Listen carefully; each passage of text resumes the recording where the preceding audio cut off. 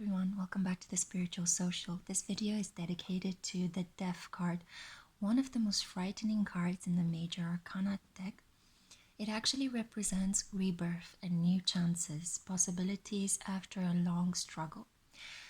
I know that some people might get scared when they see this card appearing in a reading, just as much as they get frightened when they see the devil. However, each card has a spiritual meaning, and the whole idea of the Death card is that it represents a metaphor for a change. Sorry about that.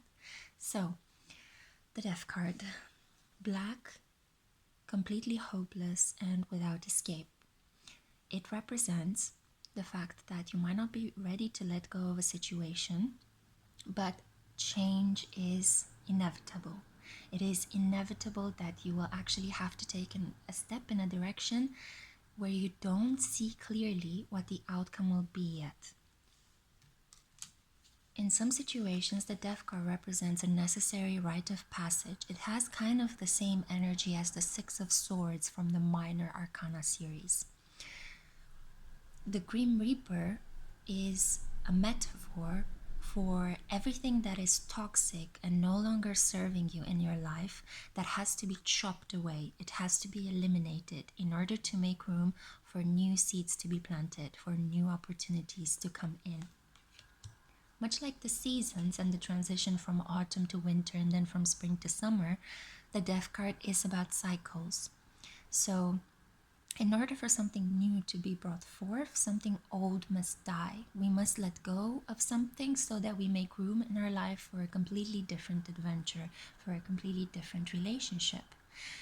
The Death card is usually associated with the phoenix, as you can see it here in this card, rising up from its ashes. So the phoenix was considered to be this majestic, beautiful, mythical bird that in order for it to burn brightly and be aflamed once more, it had to find a nest and completely allow itself to die. And then it would rise up again, burn into flames, turn into ashes, and the cycle would begin again. It would rise up from its ashes and burn bright, and so on and so forth. You understand? You understand the metaphor.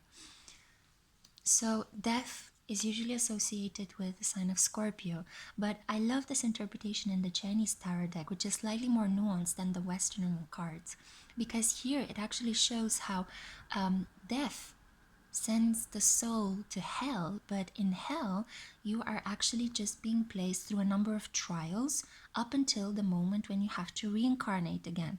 So there is no ending. It is just the massive transformation when a difficult situation comes into our lives that we must let go of, confront, and possibly it might even make us feel like we are completely defeated, like we are completely dead.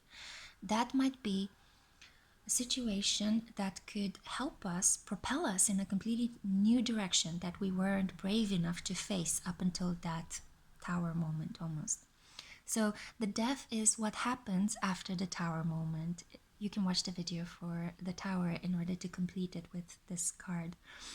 It is all about going through trials and tribulations and emerging completely new. It is about acquiring a new personality, a new way of looking at life, and a new way of feeling things through. Usually associated with Scorpio, which is the biggest feeler in the zodiac, the most intuitive, dark, and mysterious sign. The Death card represents this kind of energy. You have to go through a dark night of the soul to emerge anew in a completely renewed spiritual form. I hope you enjoyed this. Bye.